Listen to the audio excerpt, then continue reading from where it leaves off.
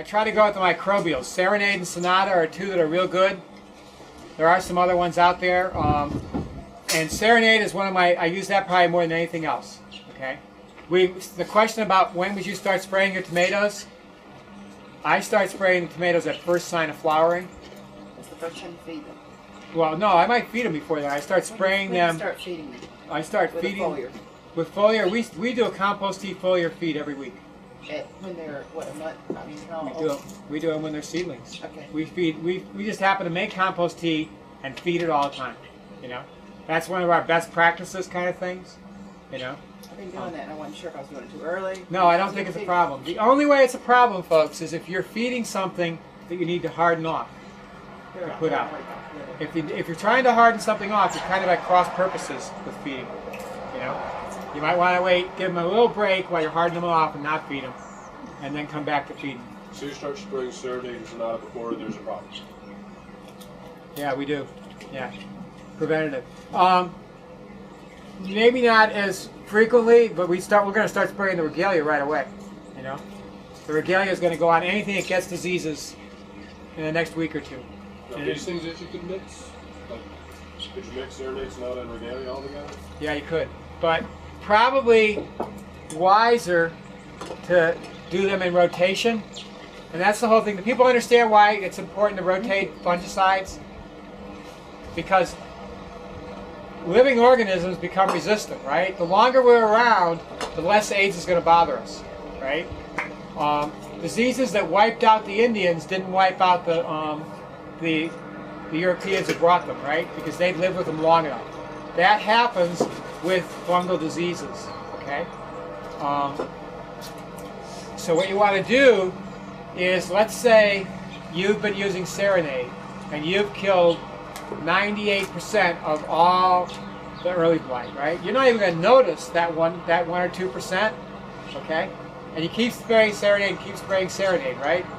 Who gets to multiply and live on, right, is the resistant variety.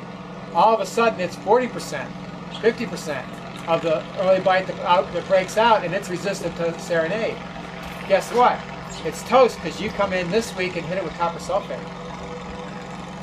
You know, the odds that the variety that was resistant to early blight is also resistant to copper sulfate are infinitesimal. You know, and then if you rotate the next week with oxidate, guaranteed there's nobody who had been resistant to Serenade when you were spraying it is still around. So that's why rotating your fungicides is a really good idea. You know? And indeed, for Serenade, I think they recommend on the label even that you use copper sulfate every certain amount of time, so you don't build that resistance up. Okay. So Matt, this is a couple years ago. Okay, copper sulfate. Keep your eye on how that's used on account of it accumulating. Build up. Yes. Yeah. Copper sulfate is one of my big guns. I believe it's restricted in organic. You're not supposed to just use it without thought. You know. What I recommend is, if you think it's going to be, if predictions are it's going to be a really rainy year, I recommend that you put something under your tomatoes that you're willing to throw away. Yeah. And then you can use as much copper sulfate as you need. Because you just throw it away. And is that polluting the landfill? Well, not as much as the average electrician's. Not anymore with the cost of copper. But it used to be that they threw away more than that in one day's work than you would spray out. You know. So I mean, that's that's my strategy. You know? But that said, I only use copper sulfate heavily when I'm fighting lake blight desperately, and a little bit heavy last year for downy mildew. Mostly it's the rotational one that comes in once in a while to assure I don't get resistance. You know. But I do use it that way, and I think it's a good one to use. You know. I'd recommend hooking up together and buying regalia and using it for any crop that you have a constant disease problem with. Starting with it early and staying with it, you know. I'd highly recommend that. Let's see, oxidate, you're going to have a hard time getting it, but if you can get it, it works pretty well. There's one I haven't mentioned because I haven't used it, that I keep meaning to. I got given a sample of it at a grower school years ago. It's called Sporatech. It's a combination of very volatile oils, things like clove oil, maybe cinnamon oil, maybe mint oil. I don't remember which ones it is, but it's supposed to be good for all the diseases too. And I really should bring it into the rotation, because the more you can rotate them, the more you get control. You know? What was that one called? Sporatech. Sporatech. Yeah. I think it's Sporatec. You said it was hard to get a hold of oxidate because of the cost? I'm sorry, it's hard what? Hard to get a hold of oxidate? No, it's easy to get. I'm going to tell you where to get it. Okay. And you'll be willing to spend the money. Oh, yeah. But the gardeners aren't going to want to spend the money because it's $150. Right. But you need oxidate in your toolkit. You know, if you're a farmer, you need oxidate in your toolkit. If you're a home gardener, it's an extra that'd be nice to have. You know, but if you all bought together, you could have it. You know. So that's one of the ones that you're rotating with, like Serenade, Sonata, Oxidate, one a week. So Yeah, I mean, well, it might not be once a week. For spraying twice a week for tomatoes or something, we might use oxidate every 3 weeks. You know. well, I meant you're doing one of those every week. So We might do it twice a week. It depends on, you spray, right? If you're spraying to stop the bad fungal diseases we have, you spray once a week for maintenance, but you spray after major rain events too. That's a lot of spraying, folks, you know? But if you're gonna keep tomatoes, I'm talking now tomato blight, late blight, I'm talking downy mildew. I'm talking if I ever figure out a spray regime that works on Cercospora, you know? That kind of spray, you know? You do need to spray after every rain thing, because our sprays don't hold on, you know. Some of the chemical ones, they have a longer active period, so they can get by with not spraying. But most farmers, if they've had a big rain, they're going to spray again for something that's got a serious disease problem. So Patrick, that brings up the question, spraying in the morning and spraying post a heavy rain. Talk about for a minute physical water on the plant. If the plant's wet, the spray's not going to work good. It's true. That's, Yeah. yeah. So you gotta wait for the sun to do some work. Yeah. You need to have leaf surface. Damp is okay. I wouldn't worry about damp. But if it's wet, a lot of that stuff is going to hit the water and be diluted or just run off, not adhere at all. You know. And the other problem is you may need to spray and it may be windy. I'm sorry, folks. This isn't always easy.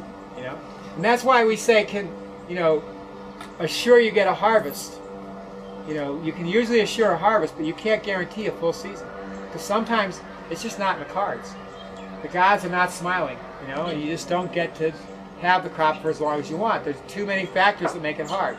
There was a year I wrote an article about late blight for the Express, which I think we have that one. You can read it, right? They actually quoted me for how I described it, because I got quite eloquent about what the year had been like, you know. So they used me to describe the year, you know. I said something. The end of it was something like, "Mushroom hunters are delighted, and your tomatoes are probably blighted," you know. But literally, I sprayed Serenade, and I gave up when every time I sprayed it, it started raining right after I sprayed it. We had 10 days of intermittent but mostly constant rain all day, you know. The truth is, the good news is, my plants didn't die. My Serenade kept them alive. The bad news was all the tomatoes were blighted. All the actual fruits were blighted. And so I lost my main crop. I had sun golds that didn't taste great because of massive leaf loss in the fall. Apologize to my customers who are eating them and said, "Pat, they're the best tomato in the market." They're about the only tomato in the market, and they were sun golds, so, you know, I accomplished something, you know, but I could keep them alive, but I couldn't, you know, save the crop. Because cool nights are what nail us. It's not the rain. Lots of places get lots of rain. It's the cool night. And that's what you want to look for late blight. When our nights are dipping below 60, you keep your eyes really peeled. Because late blight is there. You know, that doesn't mean that it wasn't below 60 up in CeeLo, and then it was in the low 60s and the wind's blowing the wrong way and you get it anyway. So don't say I can't get it till I have nights below 60. Because guaranteed, someplace around you in the summer, if you're in the 60s, up there in CeeLo, we're in the 50s. PSI. You want to use the most PSI you can get with the sprayer. Okay? The Solo backpack little pump sprayer, it's a fine sprayer for a home garden, or very small. operation, but it's not too good if you're trying to cover a lot of territory. You will wear your arm, and it's not all that effective. No matter how high you try and get the psi, you're going to get more runoff than adhesion than I like. You know, so I have we have several sprayers that do much more of a misty cloud, and that gives you good adhesion. You know, you want to aim for that. Now that you're going over all the sprays you use, which ones do you add the Thermex to? The only one I don't have the Thermex to that are here is the Oxidate. Okay. I don't think I put mill stop down. I don't know if I would use it in the mill stop. I'd probably call I know there's a good surfactant in there, I might not use it in that. And then not a spray that you use for disease control, but for insect control. Ed's point about the surround is true. If you use surround, you don't want to put in the surround either. Otherwise, I use the Thermex 70 and everything. I use the seaweed and fish and everything else too. I even use it in the copper sulfate. You know, if I'm putting that stuff out there, I might as well put it out there with some good stuff too. Fred Cotter, he's the guy down in South Carolina that does mushrooms. Mushroom guy, yeah. And when he gets ready to put the mushroom stuff into a bale of straw, he pours the same peroxide you buy in Walmart on it, and he calls it pasteurization. Like it kills most of the organisms that are there. Yeah. So I think it might be possible somebody would have to sit down and do the arithmetic on the cost and all, but those bottles are only $1 or $2, and you could make your own 1 gallon stuff maybe with a bottle of that. I try it, you know, and you might try a little bit of vinegar, because that's what they use to stabilize it so it lasts long enough to have an effect. So I play with that. You know, you're off label. USDA is not going to like it. Now you can get food grade hydrogen peroxide. It's your home garden. In other words, you're eating it yourself, so you don't have to worry about it. Yeah, no, exactly. Yeah, no, it's true. You don't have to worry about it. And if you're big enough to buy Oxidate, don't bother with the hydrogen, hydrogen peroxide. It's not worth the trouble. You know, but the concept is a good concept. You're oxygenating the leaf surface. You're wiping it clean. Ideally, when we use Oxidate, we come right back and spray Compost Tea on it. Because we just wiped out all the life, right? Pathogens will have an easier time. So we try and repopulate. You know, and actually I got a story that I can end this with. I think I covered all the subjects, didn't I? Does anybody know if I missed anything? I don't think I did. I think I covered all the subjects. Yeah, I did. Okay. In 2005, I was trading my friend John Nilsson Compost Tea that he made for a share of my CSA. And I thought, okay, I'm going to oxidate the leaves. I started early, and then I'm going to spray with Compost Tea. And it wasn't a bad late blight year, but it was a pretty bad early blight year, right? And then halfway through the year, Oxidate got pulled by Omri. I was not happy about that because I had $150 worth, and all of a sudden they said, "Oops, we were wrong. You can't use it." You know, and so I stopped using it because even though I didn't certify, I try to stay true to what the community has agreed is a safe thing to do. I want to be able to say I don't certify, but I can tell you that if I did, I wouldn't do anything different. You know, and so I did stop it, but I kept doing the Compost Tea, right? I had no early blight, right? None. And I started because I had it on some tomatoes. I had an intern who brought in some infected tomatoes. I started, I got control. It was on my potatoes and my tomatoes. I got control. It all went away. I had none with that regime. In the morning before I went to market, which is why I was late for market sometimes, I sprayed all my tomatoes and potatoes with Oxidate. I got home that night with 2 5-gallon buckets of tea and sprayed all my tomatoes and potatoes with tea at a rate that was very high, right? I sprayed the whole garden with the tea too, but I still put a lot of tea on those plants, right? I used the seaweed and the fish, right? In September, my booth was the only booth at market that had tomatoes. People sent their customers over to me for tomatoes. I had customers buying what I would normally compost to make salsa with, right? The ones with spots.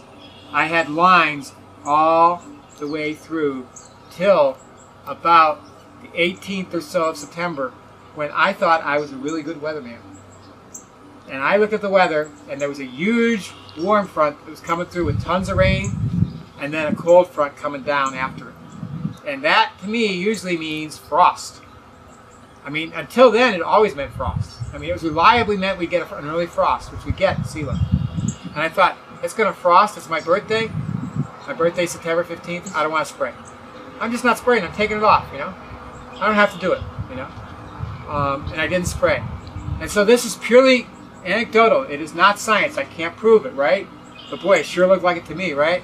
Because I got out there on the 20th and my plants were toasted by alternaria.